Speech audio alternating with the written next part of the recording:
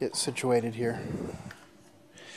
So, the first thing I want to say is it is a very real pleasure for me to be back here at MGIMO.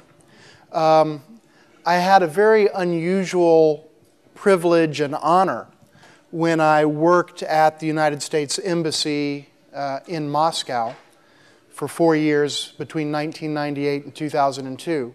And that was the opportunity to teach 2 courses here at MGIMO. And it was really one of the highlights, if not the highlight, of the 4 years that I spent as a U.S. diplomat at our embassy in downtown Moscow. The opportunity to come here to this extraordinary institution and to interact over the course of 2 semesters with 75 really talented, capable students, many of whom have gone on to do great things. To me, that was an extraordinary opportunity. And so I want to say thank you very much to Chairwoman Alexeyeva for the kind invitation to be here. I want to thank Vice Rector Andrei Solantyev, who is a good friend and who was my boss when I was teaching here 14 years ago already, for that opportunity, and also to Vladimir for the great work that he does here.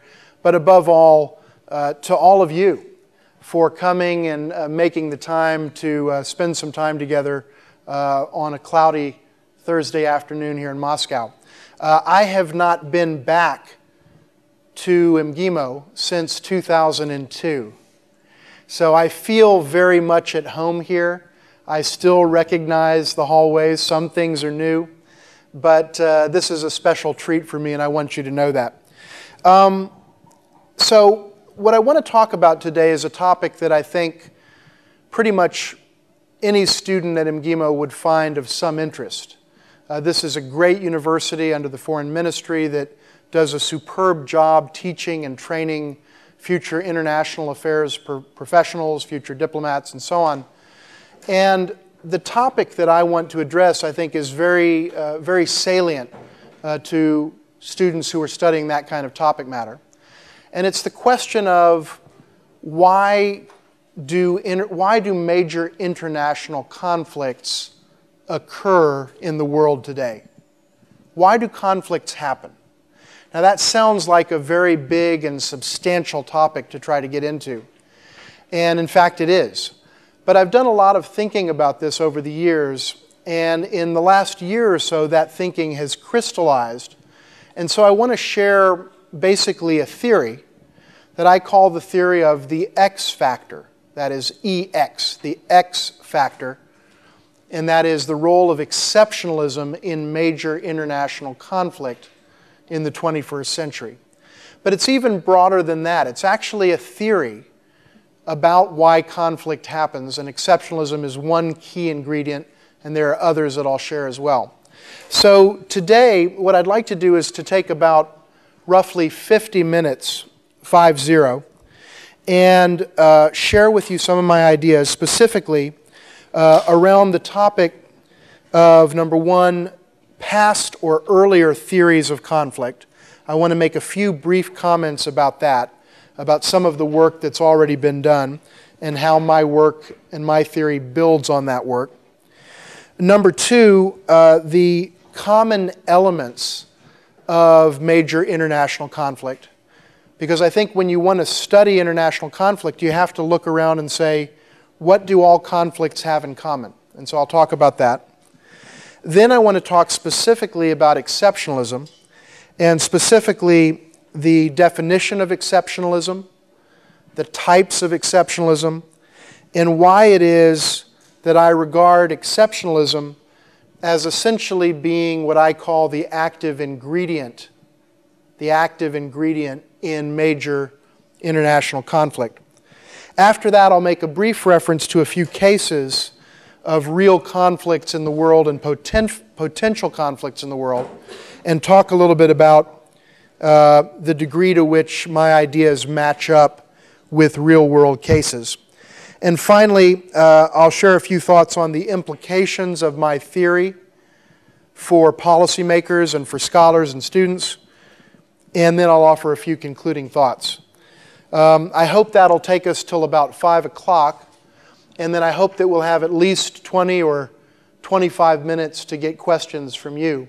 I remember that when I was teaching here 14 years ago, my favorite part of the class was the part of the class when I stopped speaking and started listening to you, to your predecessors who were students here at that time.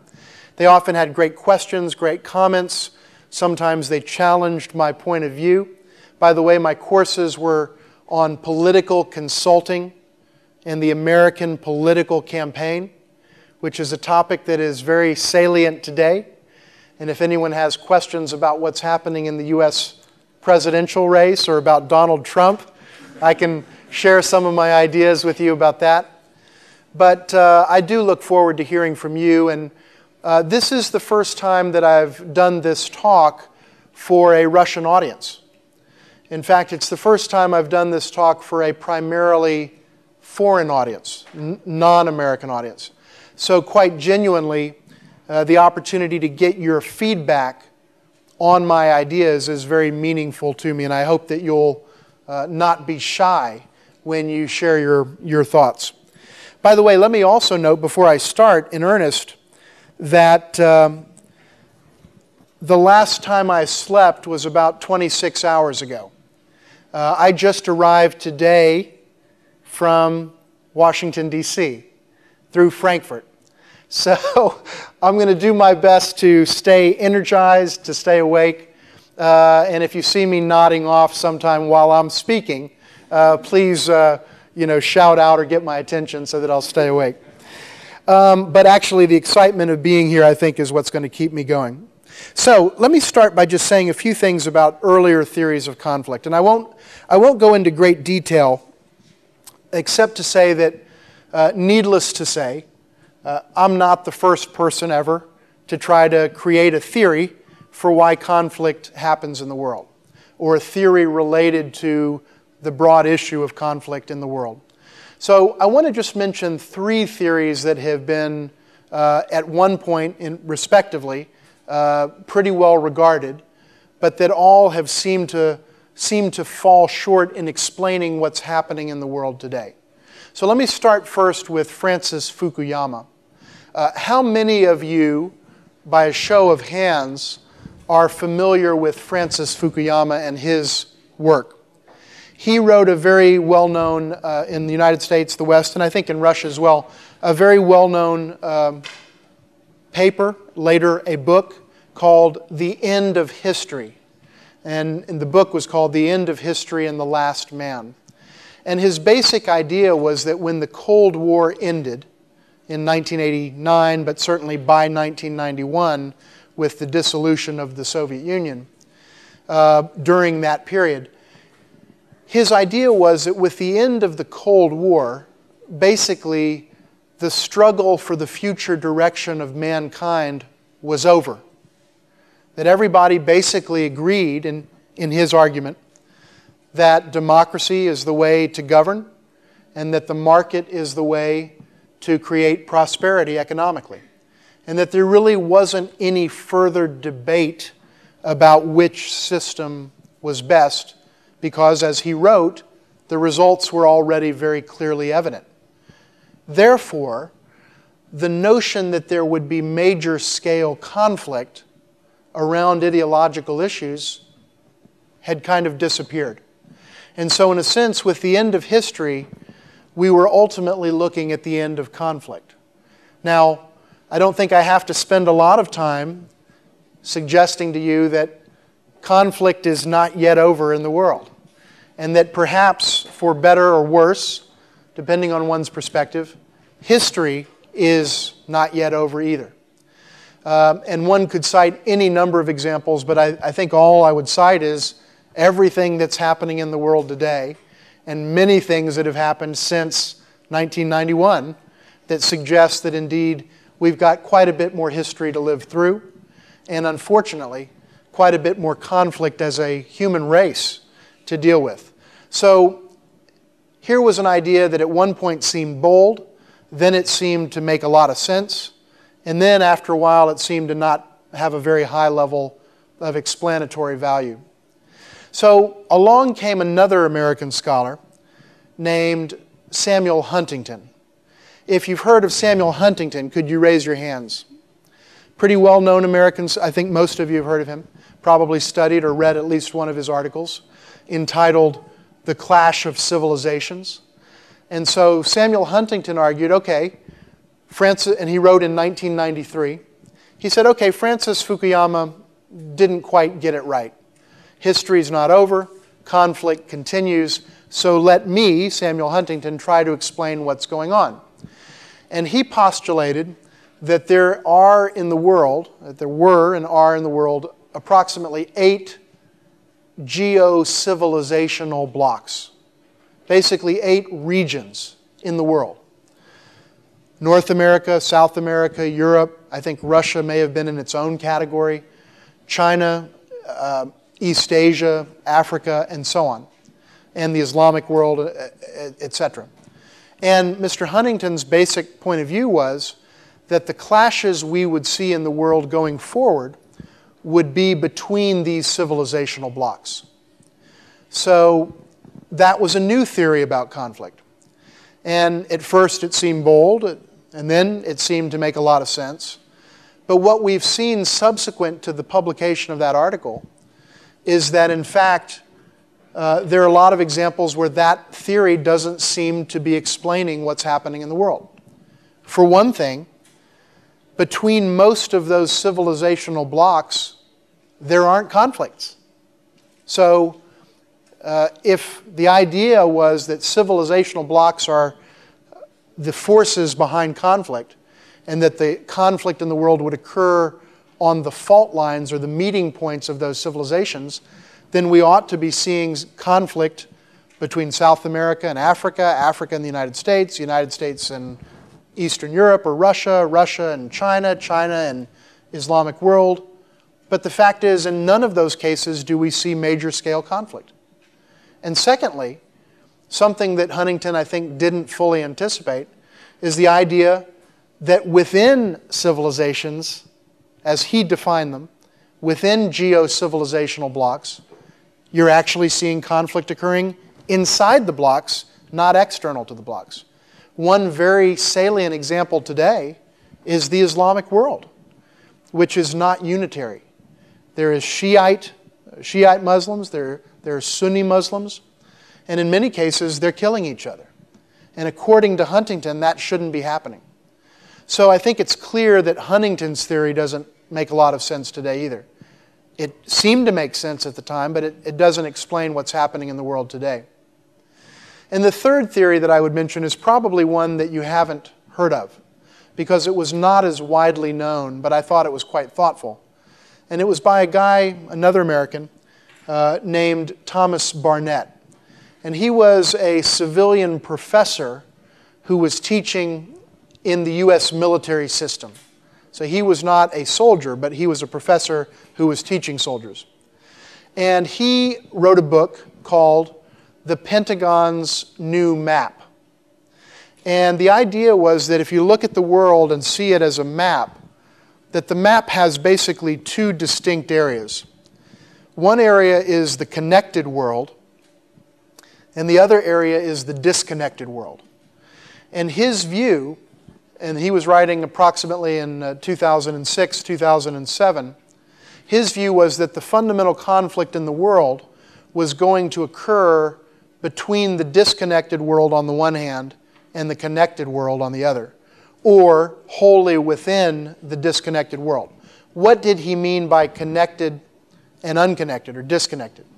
He meant connected to trade, connected to labor force movements, connected to migration, connected to the internet, connected to flows of investment, connected to technology, connected to information, and basically connected to the process of globalization. That's what he was referring to. Whereas the disconnected were not connected to any of those things. They were not part of, quote, McWorld. They were not part of the international economy. They're not connected to the internet and so on. And this idea seemed to make quite a bit of sense because, as he did in his book, if you looked at a map of the world and looked at the parts of the world that were least connected to the rest of the world in the ways that I've described, ways that he described, that tended to be where the problems were. But then two things happened. Number one, it turns out that folks who weren't connected in 2006, in many cases, are connected now, but are still problems. Let me give you one example. ISIS. ISIS is not disconnected from the information world, at least. In fact, on the contrary, they put out more YouTube videos, grotesque and horrific videos, than many other countries and organizations put out themselves. So they're now plugged into connectivity, at least in an information sense. They use it for their recruiting. They use it to show the macabre and horrific brutality that they perpetrate, but they're not disconnected. That's not something that I think Professor Barnett would have anticipated. But perhaps more fundamentally, the problem with that argument is a second point, and that is that we see a lot of conflict within the connected world. And according to his theory, that shouldn't be happening. I can give you a few examples, but frankly, the tensions between Russia and Ukraine, however one might wish to describe them, would fall into that category because Russia is a very connected country. Ukraine is in many ways a connected country. It's part of the world. And yet there are very high levels of tensions, obviously, and frankly there's been very substantial loss of life as a result of those tensions. Same thing with China, dealing with Japan, dealing with Southeast Asia over the South China Sea issue. China's very connected to the world. It's the #2 economy in the world. By some measures, it's the #1 economy in the world. And yet, it's in dealing with Japan and dealing with Vietnam, the Philippines, or others, or for that matter, Taiwan, those are conflicts or tensions that are occurring within the connected world, and that's not fully explained by Thomas Barnett. So the point that I would make is others have tried to put forward these theories. And I'm cognizant that Professor Alexeyeva chairs the political science department, and so I wanted to bring some theoretical material to the talk out of respect for the professor. And so those are some kind of backdrop points to make as I talk about what my ideas are. So with that being said, I think it's clear that there is not at present a unifying theory that really speaks to why conflict occurs today in the real world. None of these theories that I've mentioned, all of which seemed thoughtful and were popular at the time they were produced, seem to apply anymore. So with that, let me now shift to kind of the meat of the topic and talk about the key elements of understanding major international conflict, the key elements of major international conflict. And here, let me just say a word about my methodology. So how did I do what I did to try to understand this issue and to try to generate this theory? Well, what I did was pretty simple. Recognizing that we live in a pretty tumultuous period in the world where there's a lot of conflict across the globe, I looked around and I asked this question: where are the conflicts, and what do these conflicts or potential conflicts have in common? And I tried to actually analyze the commonalities of the conflicts. Now let me make one other point before I share those commonalities with you. One thing that I was not looking at as I did this research, and it wasn't a very, I have to say, it wasn't, or is not yet, let's say, a very deep, intensive research effort, but it was more of a thought process, which really crystallized for reasons that I'll mention in a minute, over the last several months. But as I was doing this, I was not looking at the issue of domestic conflict. So conflict that is contained within the borders of a nation, that's not something I'm looking at or trying to explain. Civil war, civil unrest, terrorist problems or terrorist attacks within a country that the country is dealing with within its own borders, those are not the things that I was trying to explain. The thing that I am trying to explain is why international conflict, and specifically major international conflict, occurs. So that's the universe of issues that I'm working on.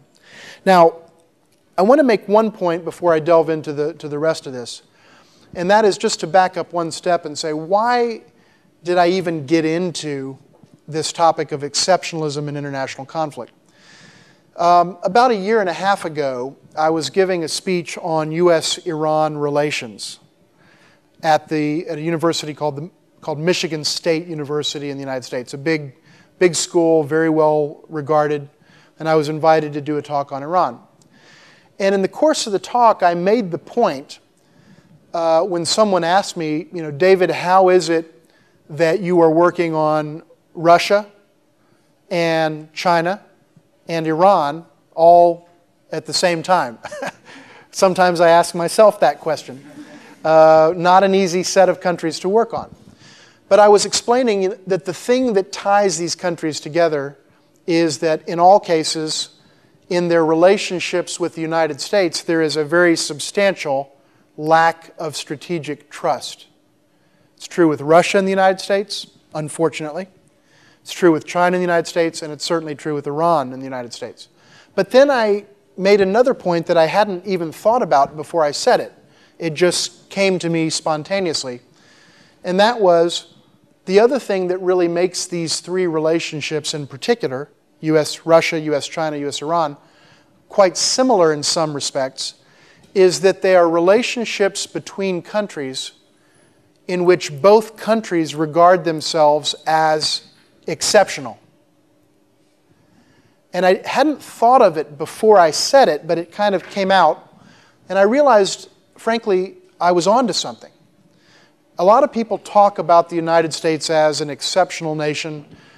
Certainly we in the United States talk about that.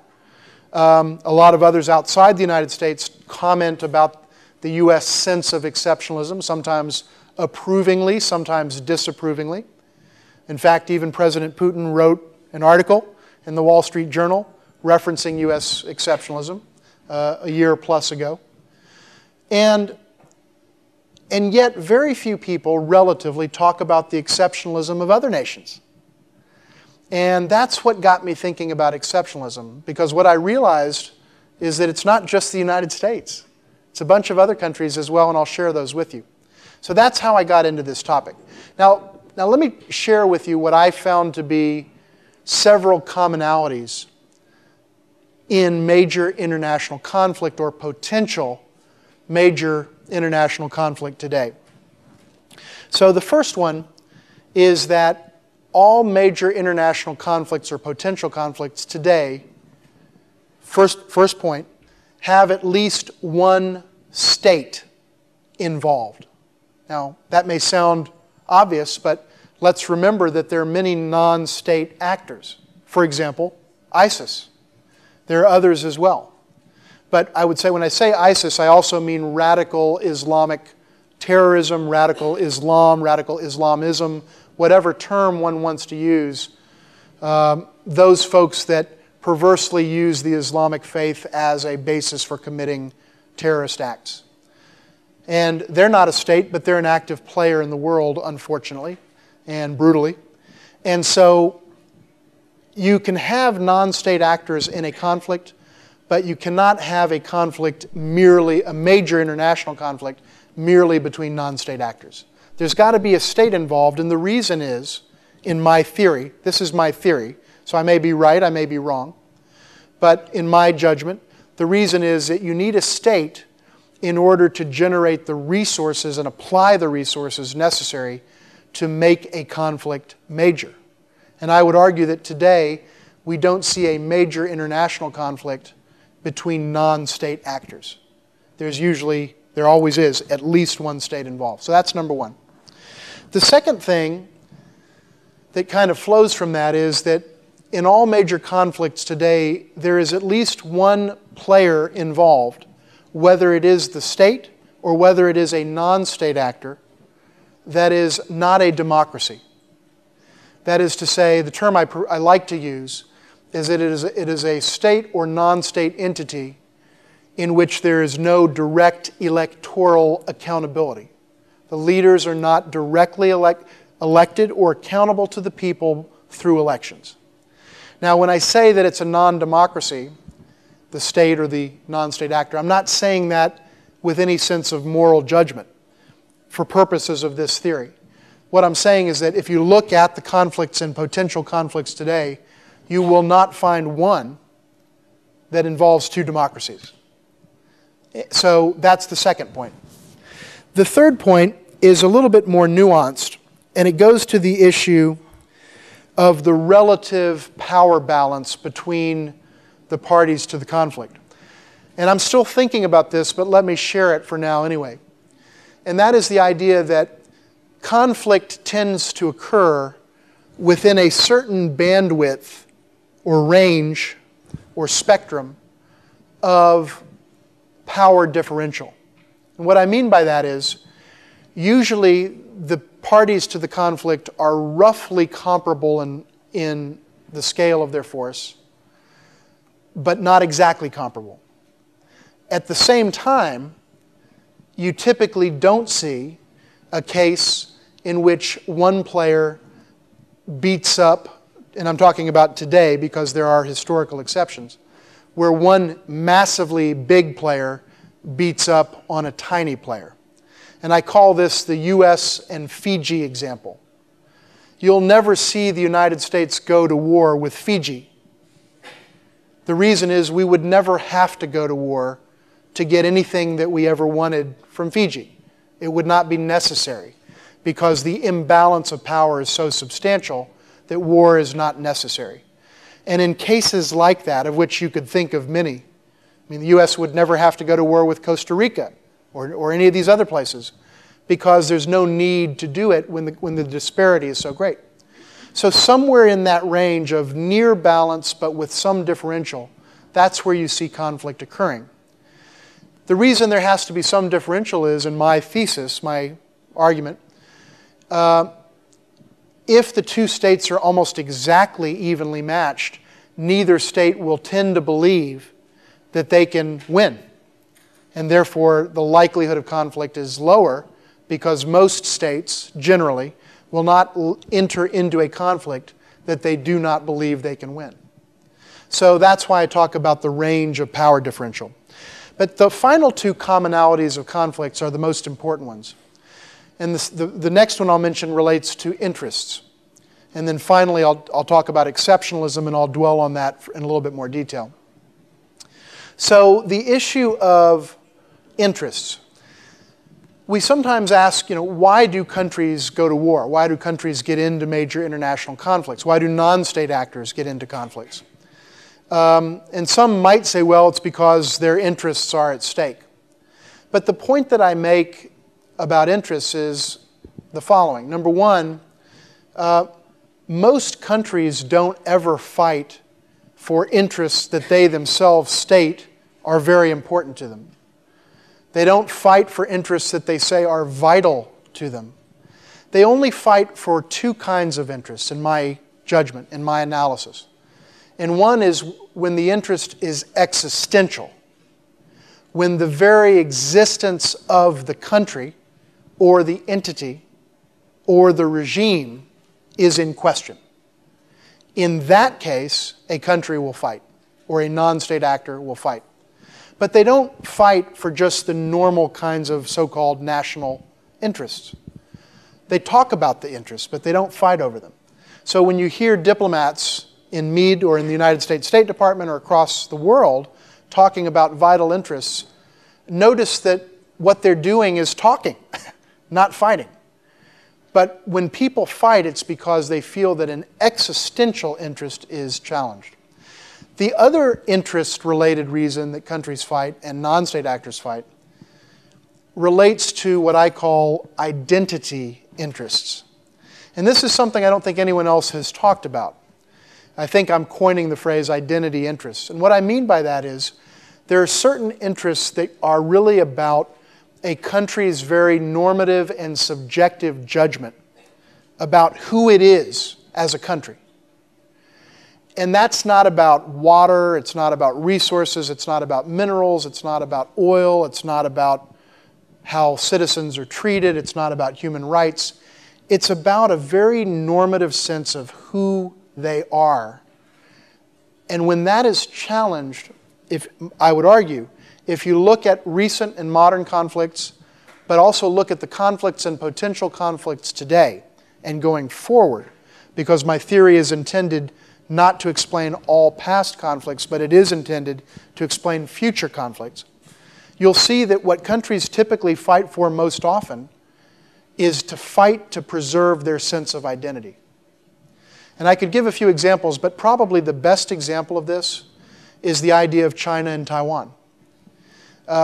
In a strict sense, Taiwan is not under the control of the mainland regime. It's not. Theoretically, there is one China. Mainland and Taiwan are part of China. Both sides nominally agree on that, although there are massive disagreements over what that means.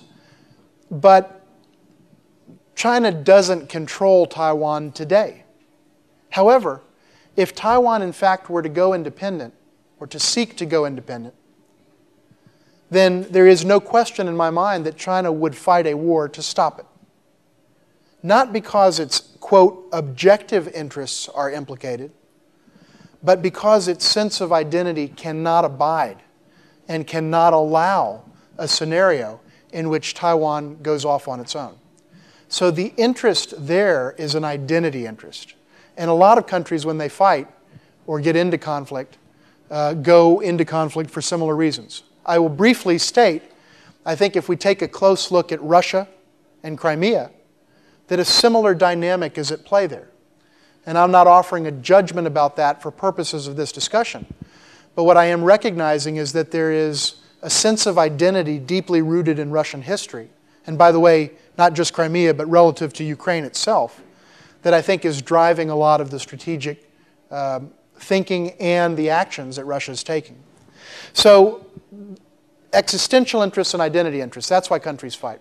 Final point is exceptionalism.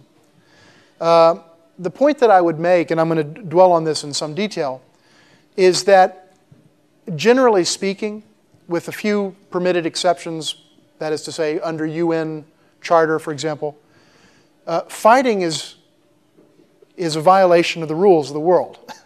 Generally, you're not supposed to do it except in a case of clear self-defense. But going out and attacking someone is a violation of pretty much every international law, norm, the UN Charter, and so on. So the point that I would make is the exceptionalism factor matters because with countries that regard themselves as exceptional, these are countries that believe that the rules that apply to others don't apply to them. So let me segue to talking a little bit more about exceptionalism. I think a good definition of exceptionalism is the one I just offered. A country is exceptional when it believes that the rules that apply to others do not apply to itself. It can do things that others can't, in its own view. And here, when I use the term exceptional, I'm not talking about what my view is, because what I, David, think doesn't matter. What I'm talking about is the countries themselves think of themselves as exceptional. So we're talking about a self-defined exceptionalism here. And that is a self-defined mindset that the rules that apply to others don't always apply to me. Now, if you look at exceptionalism, I think you can see that there are a number of different kinds of exceptionalism.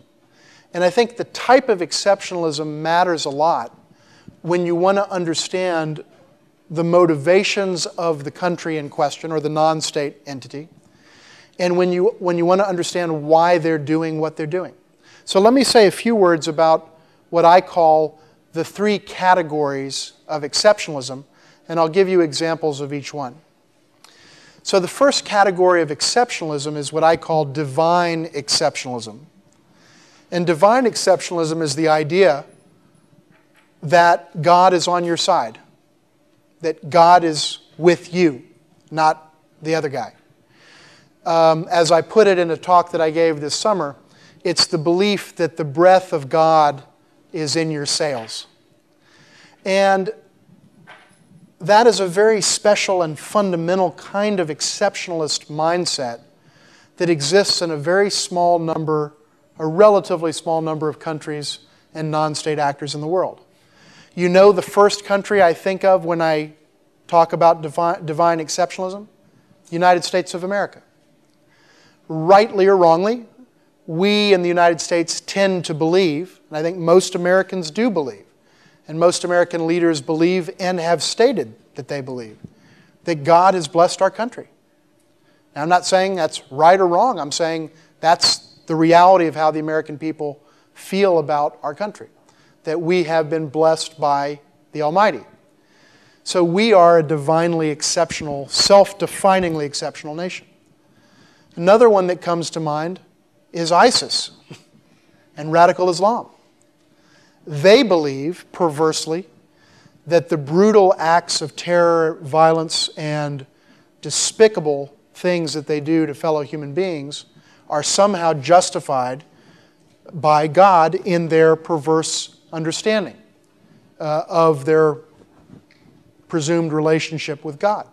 So what they do in the name of God as they construe God. So they have this sense of divine exceptionalism as well. And the third country that I would tend to mention in this category, and I'll note that there could be others that could be cited, but here I'm sort of mentioning the primary type of exceptionalism that I think describes the country, is probably Israel. And I think, if anything, Israel is a much less pronounced a case of divine exceptionalism, certainly than the United States, much less, and less than ISIS. But it also has a certain element of, there is a, if you will, biblical narrative about the state of Israel that inherently has a divine component to it. Now, one could also add Iran to that list and a couple of others. But those are examples of divine exceptionals.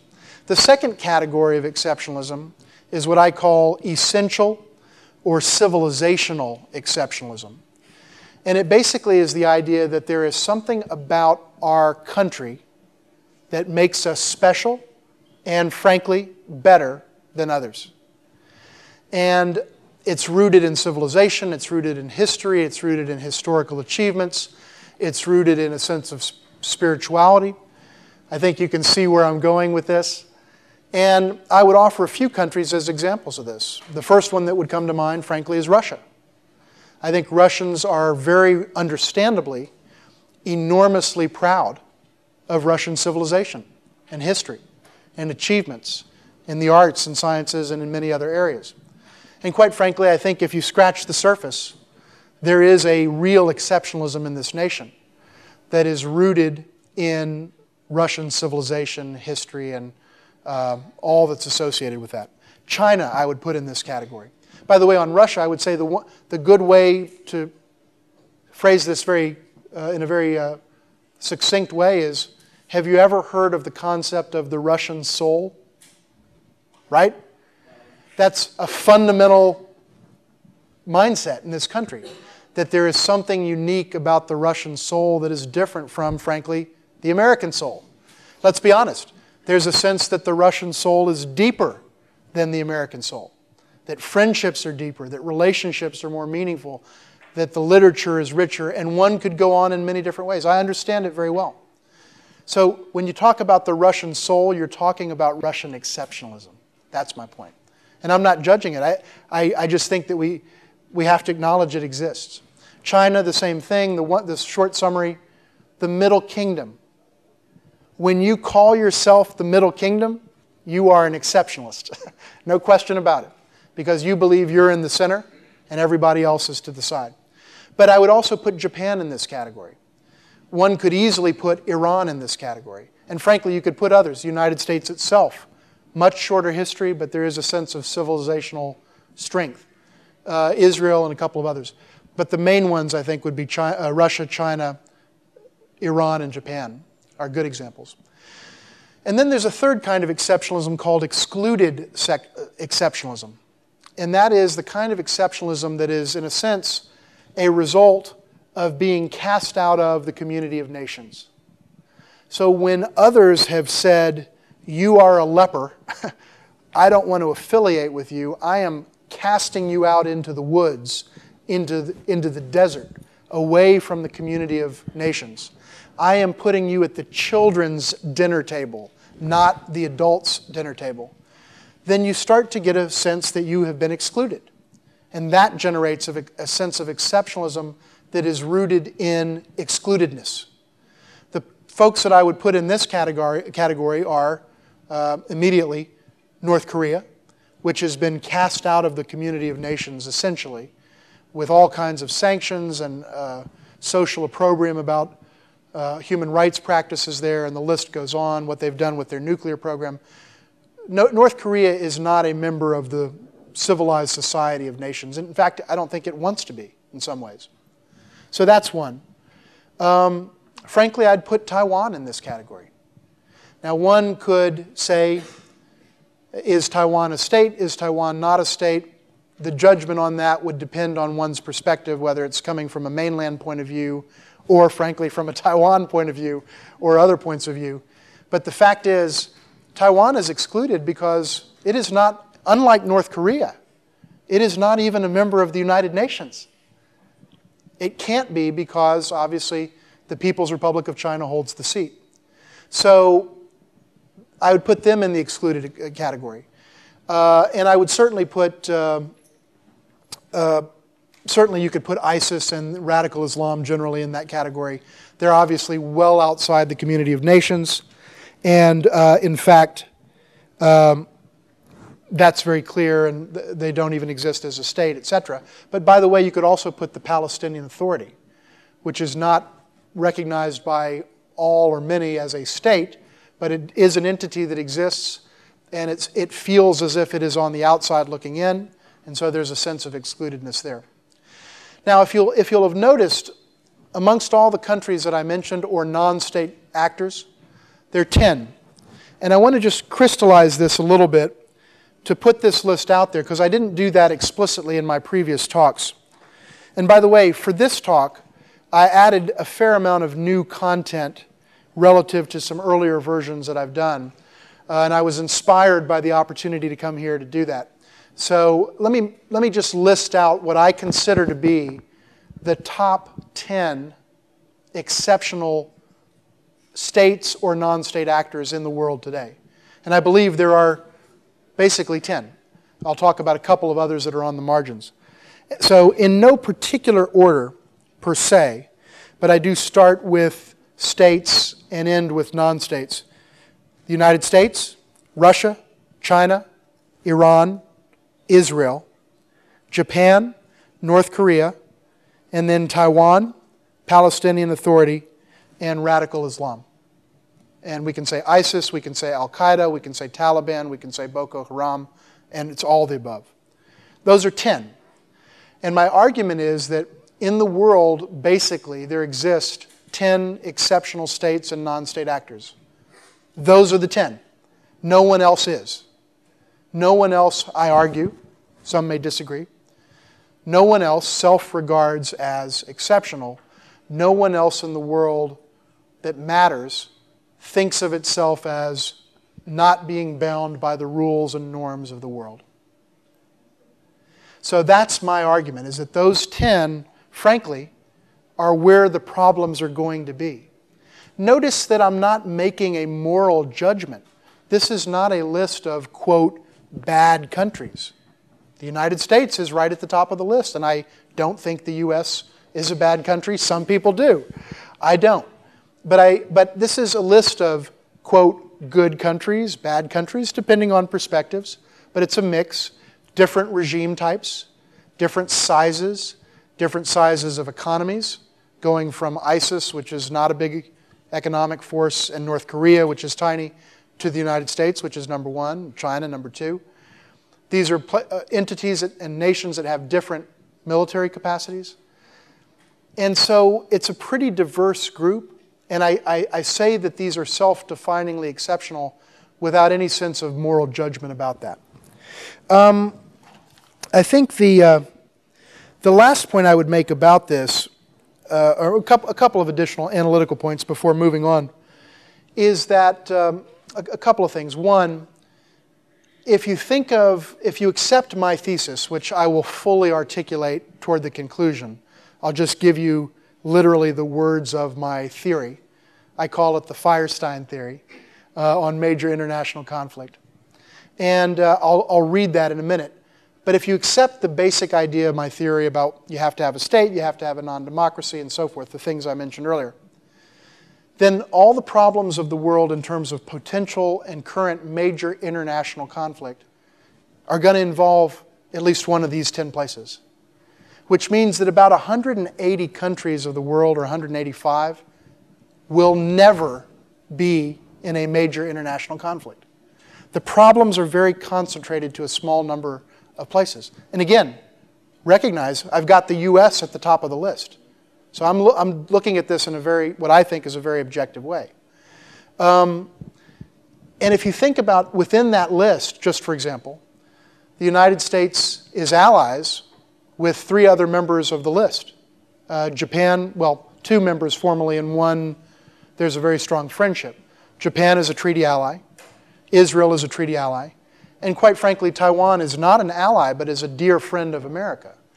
And so the reality is those 4 will never get into conflict with each other, unquestionably. Similarly, there are others that won't get into conflict with each other, which means when you start narrowing it down, the number of potential conflicts that could exist in the world is a very small number. And you could literally map it out according to this theory. Maybe the theory's right, maybe it's wrong, but according to this theory, it starts to make the world look a little bit less complex than it currently appears to be. It's also worth noting that the limiting number of all the things I talked about, you have to have a state, there are a lot of those. I think there's 193 UN members. You have to have a non-democracy. There are a lot of those in the world. Not as many as there are states, but there are non-democracies. But the limiting number is there are only, in my argument, 10 exceptional nations or non-state entities. That's the number that limits the world and the universe of potential conflict. And the final point that I would make is that only one type of this exceptionalism that I've described is actually malleable or changeable in the short term, and that is excluded exceptionalism. Because if you feel that God is on your side, nothing that anyone in the world generally is ever going to do will ever convince you to change your mind. If you feel that your civilization is superior, nothing that anyone says or does is going to persuade you otherwise. The only exception to that might be absolute, devastating, unconditional military defeat. And that's what happened to Germany in World War II. By the way, with an enormous contribution from the Soviet Union, let's never forget, 26 million dead, the hero cities. Every time I'm in Moscow, I stand in front of the Tomb of the Unknown Soldier in a quiet moment of respect and prayer and thanks for the contributions of the Soviet Union in the Great Patriotic War. Because without them, there's no way the West could have triumphed over Hitler. So when you think about those things, I think this notion of malleability is very important. You can't change a civilizational sense of greatness, but you can change a sense of excludedness. And by the way, good example right now is Iran. Iran has been a member of the excluded club for a long time, with massive international sanctions, including sanctions supported by Russia, as well as the United States and many others, the world, basically. And now it's starting to change. So a year from now, 2 years, 5 years, 10 years, Iran is not going to be a member of the excluded club anymore. And some may like that, some may not like it. There's a big debate in the United States about this. But that's changing. By the way, a nation can also become more excluded. And that's another trend that can happen as well. But let me move to talking about briefly, and I'll try to condense this down, why exceptionalism tends to be associated with conflict. Let me just give you a few reasons in quick order. Number one, if you think that the rules don't apply to me, then the rules prohibiting conflict or warfare don't apply to you. So you have a free pass in your own mind about what you can do. And let's be honest, no one has utilized this free pass more than the United States. Let's be very clear about that. Over many years, the United States has gone into this country, into that country, into the other country, for reasons that the United States has believed have been absolutely justified, but there's no question that the United States has felt that it has a special authority to do that. So I'm not judging it, I'm simply saying that that's a reality and we have to recognize it, and other countries are like that too. If you don't think the rules apply, you're going to get into conflict more often. Secondly, exceptional countries tend to have a kind of righteousness about them. They tend to think they're right and everyone else is wrong. Third, if you're exceptional, you probably have a distorted lens through which you're seeing your own national security interests. Because if you think that God is on your side and someone does something to cross you, then they're crossing God. And that's a big deal. All of a sudden, you're looking at your interests a different way than a country would be looking at them if they don't think that God is on their side. So your lens changes and your calculations change. Relatedly, if you're an exceptional nation or non-state actor, it distorts your perception of world opinion, perhaps, so that you may think you have more support for doing what you do than you actually do. In the case of divine exceptionalism, you think that God is on your side, you have a sense of destiny, and you think we can't lose. In the case of excluded exceptionalism, you think about it differently. You say, what do we have to lose? Who cares? If we're already excluded, we're already sanctioned, we're already on the edge of civilization, we're already at the children's table, not the adults' table, then who cares? What difference does it make? We can do anything we want. In a negative sense, it's a very liberating mindset.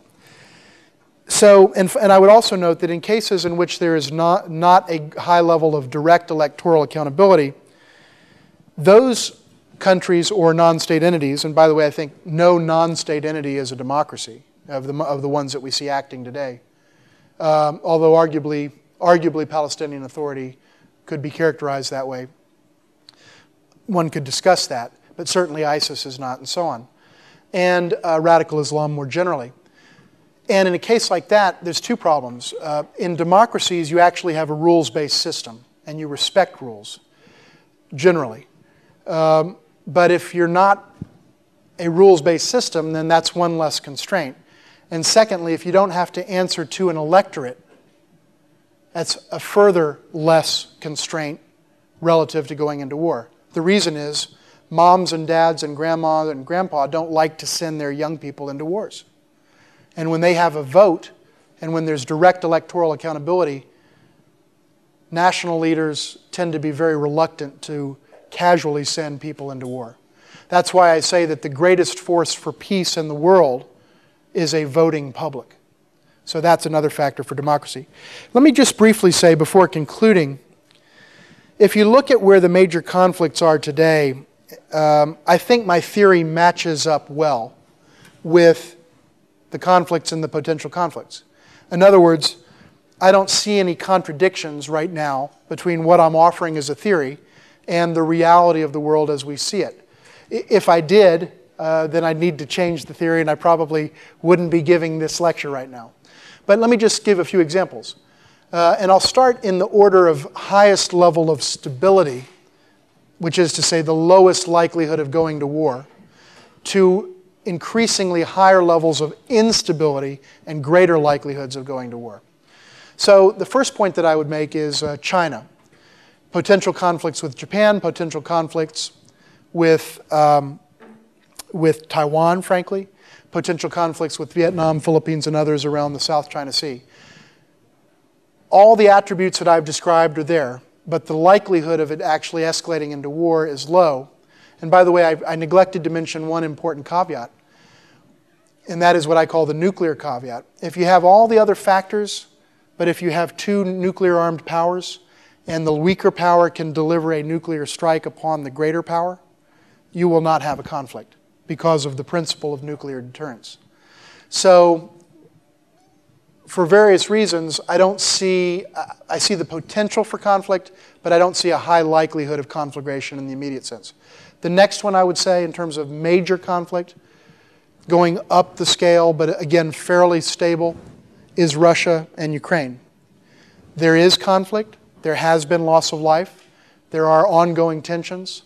There are profound disagreements between Russia on the one hand and most of the rest of the world on the other as to what is happening.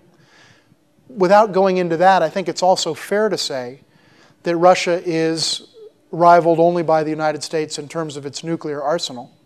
And the likelihood that Russia will ever get into a major international conflict beyond its immediate periphery, I think, is extremely low. Then you go to North Korea. North Korea is another case in which you've got, again, an exceptional nation, a lot of different scenarios that could play out. There's refugee crises, there's a nuclear scenario, there's accidental war with the South, and so on. That's a fairly volatile situation, and that moves up the ladder. Then you've got Iran. That's under deep into, obviously, negotiations for a long time, and now an agreement that has been reached and that has been ratified by a number of the players, and I think not yet by the United States. It will likely be ratified or accepted by the United States Congress. And with that agreement, I think that it decreases the likelihood of conflict, but it's still there. But the conflict that I worry about is not Iran-United States. The conflict I worry about is Iran-Israel. And there's still a real possibility that could occur. And I think Iran-Israel is the likeliest potential state-to-state conflict in the world today. State-to-state. I'm not saying it is likely, but I'm saying it is more likely than all the others. And then finally, there's radical Islam. And that is a very volatile situation. Russia, the United States, and many others, most others in the world, agree that this is a scourge that needs to be dealt with and eliminated. But at the same time, that's going to last for quite some time. Let me conclude by saying briefly, there are a lot of implications for policymakers. For one thing, I think this is a different lens for looking at conflict in the world. Secondly, it is a way of thinking about where likely scenarios or where certain conflict scenarios are more likely and certain are less. And that helps in judgments about the allocation of increasingly scarce defense resources, which I think is important. You can't always do everything the way you'd like to, so you have to make compromises within your own national security system to say this is what we think is the likelier threat. And if this theory is real, then it's a tool that policymakers can use as they make those judgments about resource allocation. Let me just conclude with laying out my theory per se. And I have never done this before. This is the first time. I'm going to actually read what I would presumptuously call the Firestein theory of major international conflict. And it's specifically this. Major international conflict will tend to occur between two or more parties when all of the following conditions are met. Number one, at least one of the two or more parties is a state. Number two, at least one is a non-democracy. Number three, at least one is a non-nuclear power. Number four, at least one self-regards as exceptional.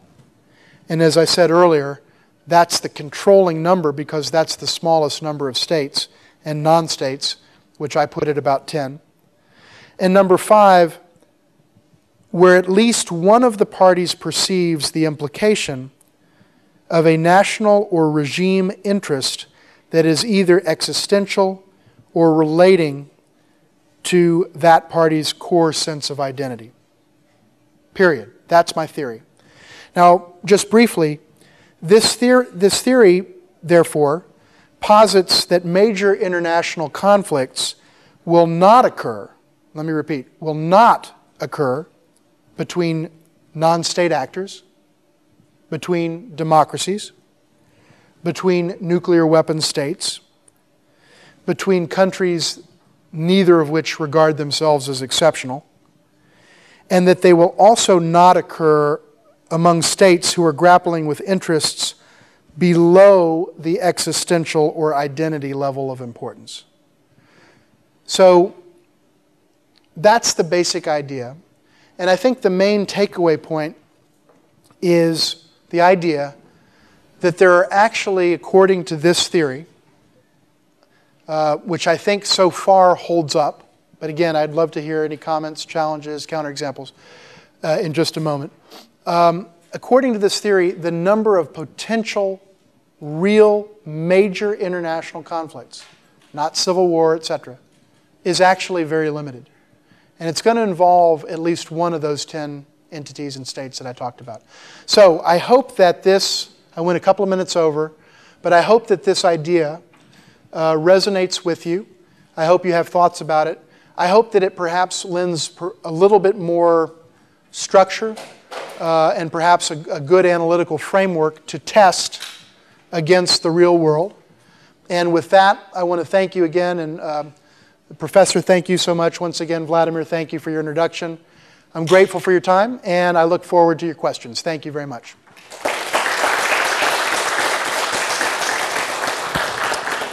Yes, sir, here first, and then we'll go down here, then to you and over. So, yes. Feinstein, thank you for... Oh, yeah, please come up to the microphone so that it can be, the audio can be recorded.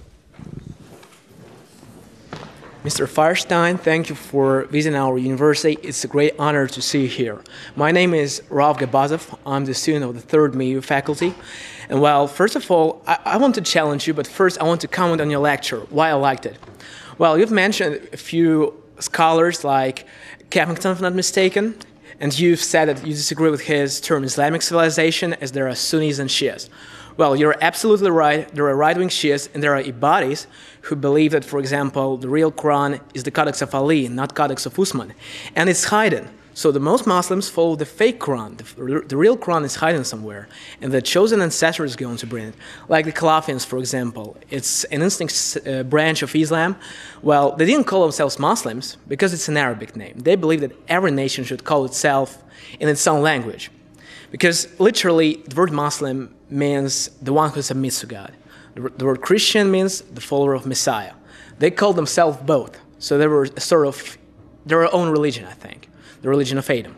So they follow the gospel, and at the same time, they believe the real Quran is hidden somewhere. So that's why I really agree with you, because their teaching is extremely interesting, and they follow the gospel literally. So they're neither Islamic civilization nor Christian, something unique, like I call it the Nazarene civilization. There is a very interesting sign. It's called Nazar. It's a Shia sign, and that's how Jesus was called in the first versions of the Bible, not Christ, but Nazarene, and how the first followers of Jesus called themselves. So they were completely different. Their church allowed the institution of concubines, and well, like the same as Shias do. So that's why I liked your lecture. But now, why I want to challenge you. You had a top 10 list with the US as the main guy, I think, the big guy. My personal opinion that the big guy is neither US nor Russia. Is the European Union. And you didn't mention it. But let's look at the European Union. It's become a new superpower. Well, many people say like, the French are never going to cooperate with Germans or British. Let's face it, the Germans unite their Krauss-Maffei-Wegmann with an extra company. And now they're building new vehicles. And if we look at their technological level, I'll have to say they're superior both to Russia and the US. If you look at Leopard tanks, anti-howitzers from Sweden, and Tiger helicopters, and so on and so forth, they are superior. So my personal opinion that the new superpower is the European Union. Well, first of all, thank you very much for the points and for challenging me. I really appreciate that. That's one of the things I enjoyed about teaching here. But let me also be the diplomat, as I was for 18 years, and say that you and I don't disagree, but we're not talking about the same thing. My top 10 list was not superpowers. My top 10 was the top 10 exceptional states or non-states in the world. And I regard EU as a very rules-based system in which they are a model member of the international community. You're absolutely right about technology, about the fact that it is a major power in the world. I agree with you about that. I agree with your analysis. But the point that I was making is not a top 10 superpowers, but top 10 exceptionals. And I would not characterize EU as an exceptional. I would characterize them as an important power, but one that generally plays within the rules. That's why I don't list them as being exceptional. All right, thank you. Thank you very much. Appreciate it. Thank you. Yes, sir, and then we'll go to you. Yeah. Well, I represent older generation because I'm director of analytical center here. And by the way, some practical issues we will have the opportunity to discuss later because I'm the member of Russian delegation on drugs, by the way, yeah. But since we will be very busy with these practical issues later, now I want to ask you one theoretical question because this is of high interest for me. Because actually I would agree with all your factors, but I want to ask you about your perception of one more factor. Which is the deficit of information and miscalculation that can be a result of this. And I will give you one example which is both of theoretical and of practical interest for us. This is Russia and United States. If you ask any ordinary person in Russia about today's policy of United States, you will probably recognize that this person doesn't know much. There are some myths, some misperceptions, etc. If you ask people who should be well informed in Russia about the policy of United States, you will probably find something that, well, they are not so well informed. Sometimes, not generally, of course. But if you go to United States and ask something about Russia, you will recognize that ordinary Americans, of course, do not know anything about Russia, and this is tradition. Americans do not want to know anything about outside world at all. This is their exceptionalism, okay? But what about American political elite and American academical elite, most of all? We know that during the Cold War, we had a tradition of Russian studies, of Kremlinology, of Sovietology, etc. But then all this tradition was absolutely disbanded, and most importantly, that universities started to consider these issues as of secondary importance. Government centers like think tanks, etc., stopped to finance it. Even the guys who knew Russian from CIA were fired in order to take people who know Chinese, Arabic, etc. So now, even now, when we have this talk about new Cold War, we have the same situation, yeah? No finances for these studies, no real knowledge of the situation. And of course, we have many people who know Russia by their previous experience, yes. But as for new generation, we have a gap in knowledge. And so my question is about this. Can this be a major factor in potential conflict? It's a really good question. And I broadly agree with the premises of your question. I think there is insufficient knowledge on both sides to some degree about certainly policy matters. Quite frankly, it's not helped by the fact that the media environments, for different reasons, sometimes garble and muddy the messaging. You're consumers of Russian news. I'm not a daily consumer of Russian news. I will let you judge the quality of the news that you're getting here about U.S. policy. By the same token, for different reasons in the United States, I think there tends to be a tendency to seek conflict and seek problems because that's what news is in the U.S. mindset. And so it may generate a somewhat more negative light or backdrop to a lot of the issues. So the media is important, education is important. I will say my personal view is I think both countries have to do as much as they can to open up channels of communication, to have exchanges of professors, exchanges of students, exchanges of tourists. We should open up the visa regimes of both countries. I'd love to see many more Americans coming to Russia. I'd love to see many more Russians traveling to the US, and there are pretty good numbers already. I will say, when I learned, frankly, of the decision made by Russian authorities to close down the American Center of Moscow over in the Library of Foreign Languages, I thought that was an unfortunate decision that sends the wrong signal, because it cuts off one valuable opportunity for Americans and Russians to interact and to understand each other better. That just happened in the last couple of weeks. And that's the kind of thing that neither the United States nor Russia, in my personal opinion, should be doing. So I think the issues that you cite are legitimate. I think there is a deficit of understanding. If I were to take 20 seconds to give people here a sense for what I think the average American understands about Russia, I would give you a few phrases. And I'm just telling you what I think people understand. I'm not endorsing or not endorsing. I think people think Russia's big. I think people think Russia's powerful. People think Russia has a lot of nuclear weapons. This is what average people understand. People know that there's a guy named Mr. Putin who's the leader of Russia.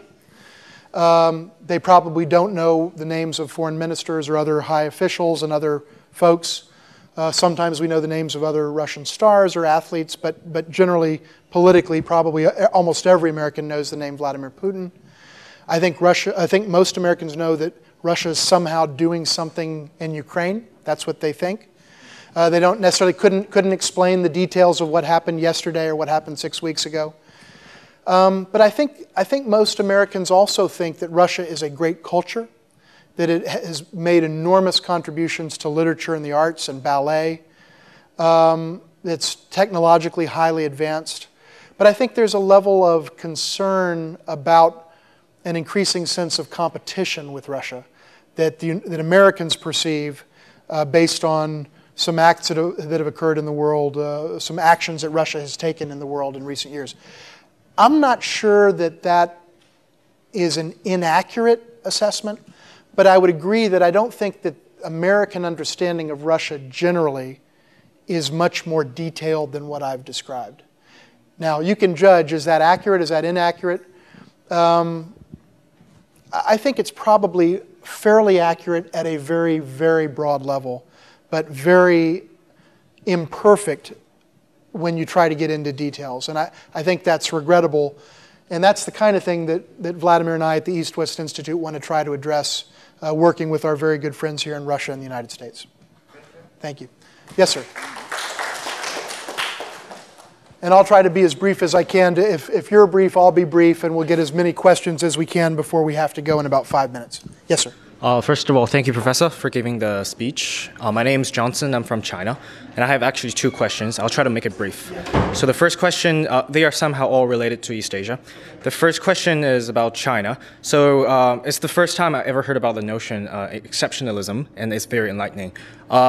Before, that reminds me of the notion given by our president called Chinese dream. And beforehand, we always, like in China, we always compare this notion with the American dream. So it's like more used domestically. But now, in light of your speech, I would say, can you kind of comment on the, so like regarding China's recent movement, for example, the One Belt, One Road strategy is economic development in Central Asia. Do you think that China exerts its international influence under the umbrella of Chinese dream, or it's like try to create some kind of a Chinese attraction? Well, certainly is not selling the supremism of communism anymore, but it's trying to sell something of a Chinese identity. That's my first question. And then the second question is more about the definition of exceptionalism. So you talk about the relation between exceptionalism and international conflict, but I think that's part of a constructivism idea.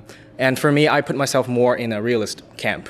And for me, I think that this theory might have a problem on explaining the international cooperation instead of international conflict. For example, I believe what you believe is that conflict never exists between democratic countries. However, right now we see closer and closer cooperation between countries such as China and South Korea, which has nothing, ideologically nothing coexist.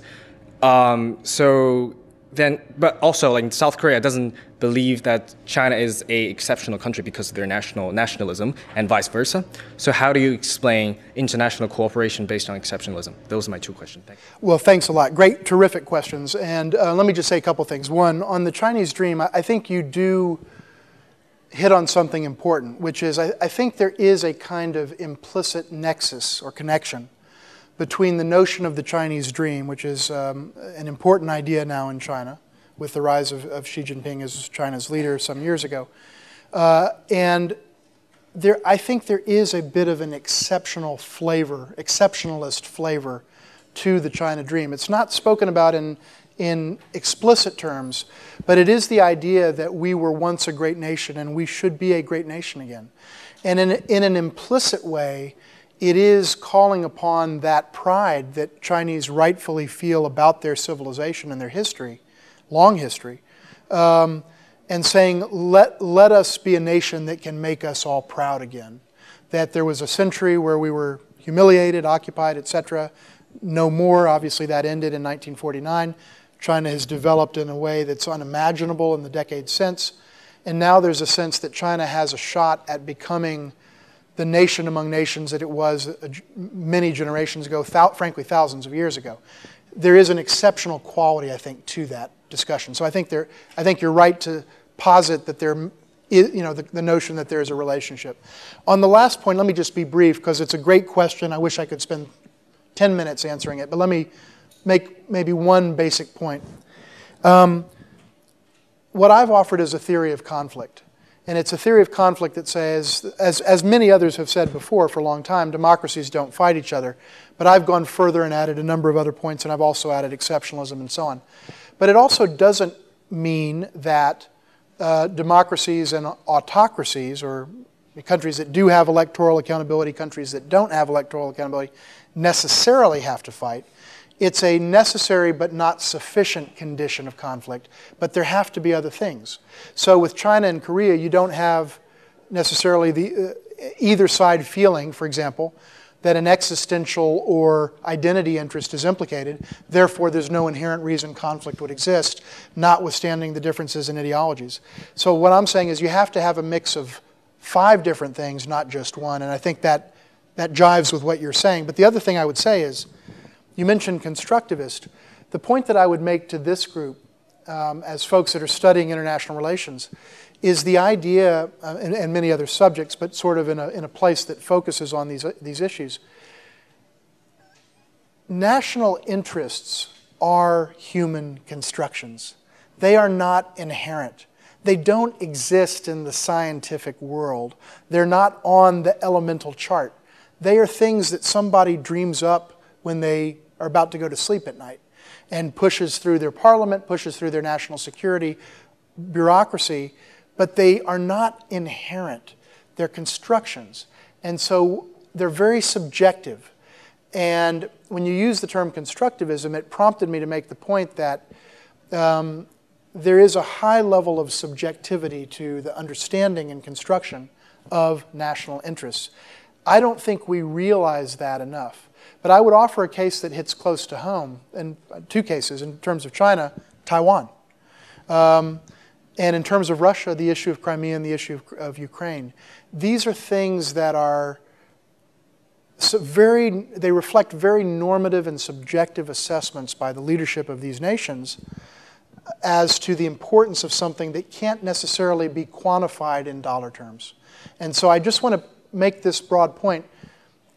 Interests are constructions, they're subjective, they can change, they're not scientific, they're not material. And I could give you examples where countries have not acted upon what would presumably be very clear-cut, near existential interests. But they've simply opted and chosen not to do it, which shows that this is a very subjective process. But there's more I could say, but I'll stop there. Thanks, Johnson, I appreciate it. Do we have time for one more? Are we done? Last one. Yeah, yes, sir. Yeah, and I'll be short, and if you could be short, I'll try to match you. Hi, I'm James Oates. I'm an international relations master's student. My question is, how tightly do you define like major conflict?